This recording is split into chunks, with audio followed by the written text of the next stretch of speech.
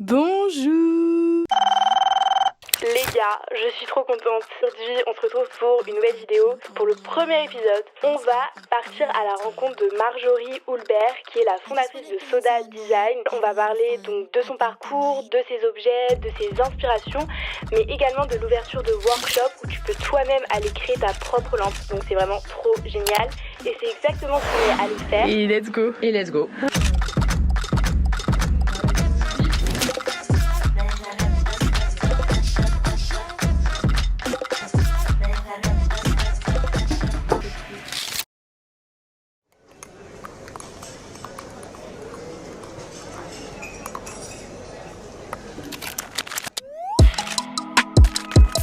Moi c'est Marjorie, j'ai lancé Soda Design il y a à peu près 2 ans et en fait je me suis reconvertie. J'avais envie de toucher la matière, j'avais envie de créer des objets donc avec des courbes et avec des matériaux simples parce que je trouvais que donc, en travaillant déjà avant dans les matériaux recyclés, il n'y avait pas assez d'offres en tout cas à mon goût par rapport à la demande d'objets qui sont à la fois accessibles et à la fois beaux et à la fois en fait écologiques. Donc Marjorie, elle a pas mal puisé son inspiration pour ses jolies courbes à Oscar Niemeyer.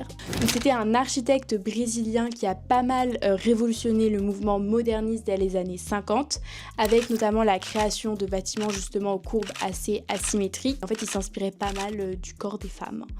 Donc voilà, on est trop stylé en fait. When you have a large space to conquer, the curve is the natural solution. I once wrote a poem about the curve. The curve I find in the mountains of my country, in the waves of the ocean and on the body of the beloved woman. J'ai commencé au Wooma il y a 2 ans. J'ai commencé avec donc une fraiseuse numérique, donc une grosse machine qui est à côté avec une fraise qui tourne très vite dans des panneaux de plastique recyclé. Donc j'ai vraiment commencé avec le pavé. Et en fait, de fil en aiguille, j'ai essayé donc toutes les machines de l'atelier, donc tous les outils de fabrication numérique pour en fait faire différents types d'objets. Donc j'ai commencé avec des tables, des lampes. Des tables, Ouais, des tables également. Des petites tables et des grosses tables. Wow. En fait, en plastique recyclé, il y a du PEHD. C'est ce avec quoi sont faits les bouchons de bouteilles en plastique.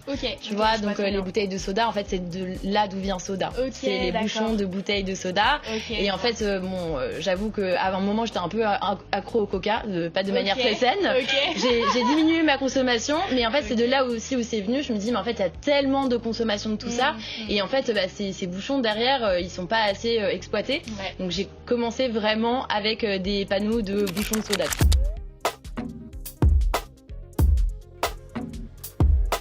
Et en fait, Soda, ça suit un fil rouge. Donc aujourd'hui, j'ai vraiment un volet qui est donc la collection. La collection, donc ça va être des pièces qui sont disponibles sur commande. Donc il va y avoir des vases, des lampes, des tabourets, également les tables. Je peux les refaire, mais on va dire que ça va. Les panneaux, je peux refaire ces objets-là plutôt sur demande. Mais la collection, voilà, elle est sur mon site, elle est accessible pour les particuliers. Dans les débuts, je suis même allée jusqu'à faire une table de salle à manger pour des amis. Donc c'était un gros boulot. Et ça, c'est pas des bouchons de bouteilles en plastique, c'est des portes de frigo recyclées. Quand je travaillais les panneaux, c'était sur la grosse machine et je peux encore en refaire, mais là je suis plus sur des plus petits objets, on va dire, donc avec l'imprimante 3D. Donc j'ai découvert l'imprimante 3D et en fait depuis je suis tombée amoureuse et en fait ça me permet vraiment d'explorer à fond aussi le volet modélisation 3D, puisqu'en fait avant je travaillais surtout donc sur Rhinocéros 3D. Moi tous mes objets je les fais sur Rhinocéros. Rhinocéros, c'est quoi? C'est un logiciel qui permet de dessiner des formes et surtout pour la courbe c'est génial, qui est surtout utilisé dans le domaine du design d'objets. Et en fait, moi au début, je faisais surtout des formes en 2D qui étaient utilisées donc pour les machines, par exemple les machines de CNC à faire, tu vois, des découpes dans des panneaux. Et en fait, l'imprimante 3D, ça m'a permis aussi moi de beaucoup plus travailler l'objet en fait en 3D sur mon logiciel. En fait, c'est-à-dire que c'est une autre approche. L'imprimante 3D, on va travailler un objet directement dans le logiciel et on va l'exporter en STL, stéréolithographie, ce qui veut dire couche par couche. On va constituer notre objet et en fait il est déjà fait dans ton logiciel, et alors que tu vois avant c'était plus je travaillais en 2D et ensuite j'assemblais mes pièces. Mais là on va dire que tu lances sur la machine et au bout de 2 heures tu reviens et tu as ton abat-jour qui sort de terre tout seul.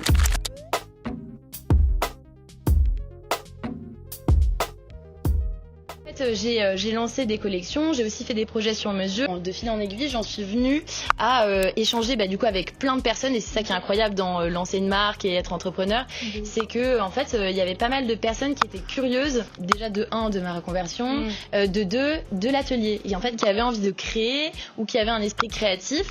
Et du coup en fait j'ai surtout fait ça donc pour des amis ou pour voilà, même des amis de mes parents, la famille, qui sont venus au WUMA, et voilà, avec qui on a fait des objets de manière assez spontanée. Et en fait, au bout d'un moment, je me suis dit, mais en fait, les gens adorent, et c'est un lieu exceptionnel, il faut faire quelque chose. C'est trop beau!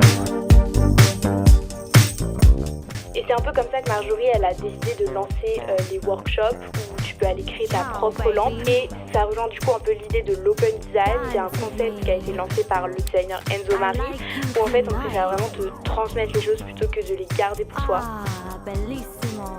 Donc voilà, j'ai travaillé pendant 6 mois sur la création de l'atelier quand même, donc il y a eu pas mal de recherches et développement. C'est une vraie organisation, de savoir combien de personnes, par quoi tu commences, comment tu commences, etc. Et même savoir animer aussi un workshop, je pense que c'est grave, c'est un vrai exercice quoi. Ouais, je pense qu'on apprend à chaque fois, t'apprends. Exactement, et c'est vrai que les premiers, voilà, c'était... heureusement aussi, j'ai testé l'atelier avec des proches qui m'ont beaucoup soutenu, qui m'ont beaucoup aidé, qui ont adoré tester l'atelier. Mais c'est vrai qu'au début, beaucoup d'énergie. Maintenant ça commence à se roder, mais voilà, en fait il y avait des choses à peaufiner, et aujourd'hui on arrive sur un atelier qui est quand même assez bien organisé. Là c'est le 15e atelier quand même que j'organise, donc c'est bien rodé. Mais en fait il y aura 2 objets sur d'autres machines numériques que je vais proposer. Donc par exemple le plexi de réemploi, franchement qui se trouve en assez grande quantité. Il y en a quasiment partout du plexi de réemploi. En fait c'est beaucoup utilisé, et il y a trop de chutes. Il y a de la matière quoi. Il y a de la matière.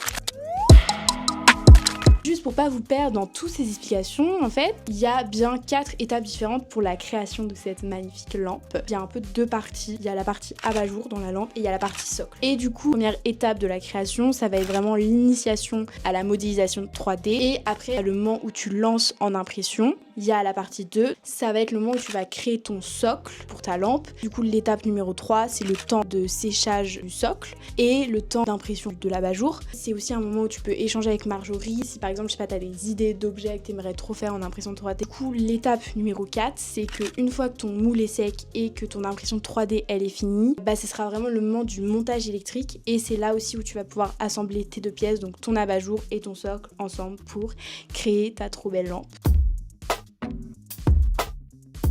Pour créer un objet, le faire sortir de terre, et tu vas voir qu'en fait c'est pas si compliqué que ça. En fait ce que j'ai envie de montrer vraiment, c'est que ce soit la modélisation ou la fabrication sur l'imprimante 3D, c'est accessible, et en fait même la machine en tant que telle elle est accessible, ou l'accès Fab Lab. Ça fait un peu peur des fois. Exactement. 3D, on te dit 3D, exactement. Il faut que je connaisse. C'est ça. L'idée c'est vraiment de planter la graine, et c'est pour ça qu'il y a plusieurs modules, et en fonction des personnalités des personnes, chacun peut après derrière utiliser les modules comme il l'entend. Donc la première partie c'est la modélisation.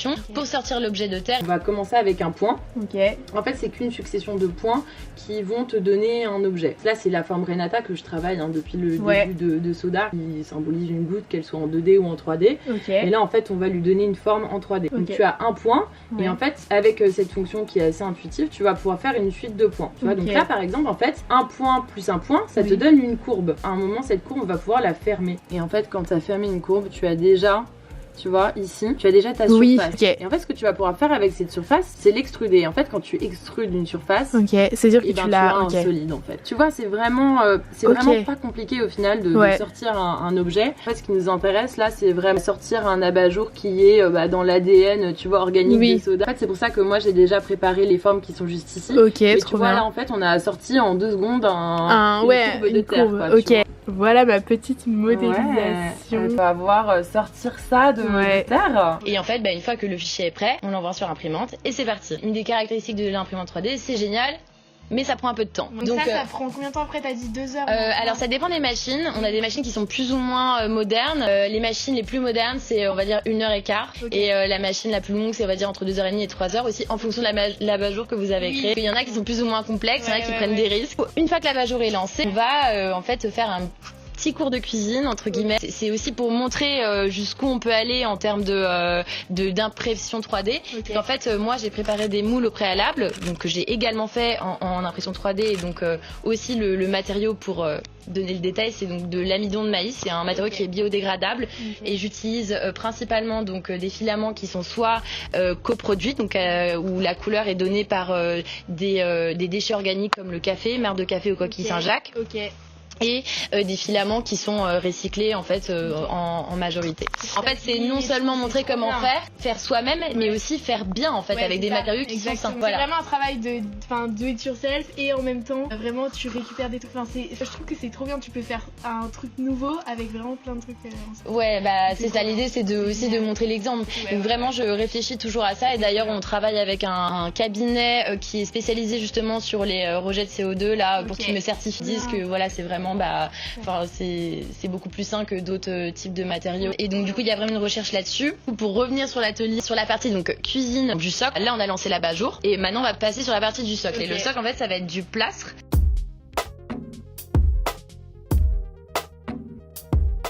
Un mélange de plâtre, d'eau et de pigments naturels si tu veux colorer ton plâtre. Et en fait tout ça on va le mélanger et on va le shaker pour faire une espèce de pâte à crêpes qu'on va verser ensuite dans le moule. Et ensuite le moule, on va attendre à peu près 1 heure que tout sèche. Et ensuite on va démouler. On va avoir notre socle de lampe qui est assez lourd pour contrebalancer l'abat-jour qui est assez léger. Là, vous avez des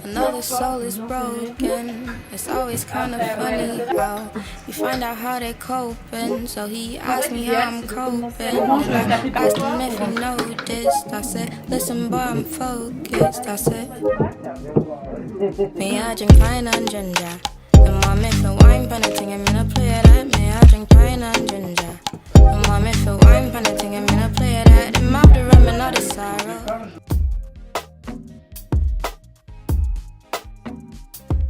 Et ensuite, on va faire le montage électrique qui prend pas très longtemps, qui prend 5 minutes pour mettre l'ampoule dans le socle. Et ensuite, une fois que l'abat-jour est terminé, mettre l'abat-jour sur le socle et avoir notre lampe.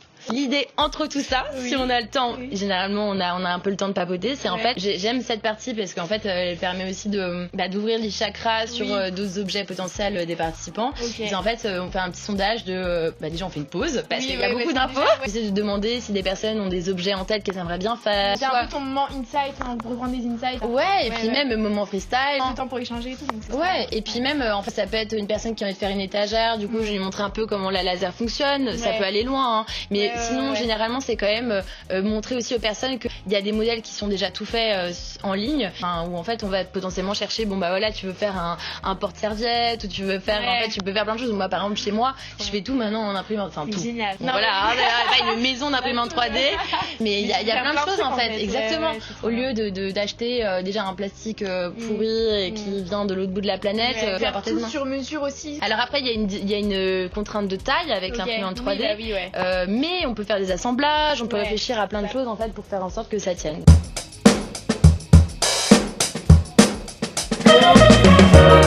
Il est crazy.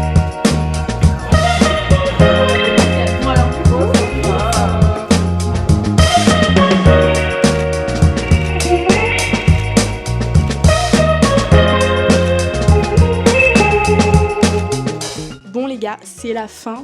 C'est un peu une dinguerie. Moi je suis hyper contente d'avoir fait ce premier épisode. N'hésitez pas à me donner des retours si vous avez aimé la vidéo, si vous avez des conseils. Si jamais aussi vous voulez vous inscrire pour faire un atelier, je pense que je vous mettrai en barre d'infos le lien pour vous inscrire. Ok les gars, c'est la Flav du montage. Je stoppe la vidéo 5 secondes juste pour vous dire que vous avez moins 10% de réduction sur le prochain atelier de Soda Design avec le code qui s'affiche à l'écran.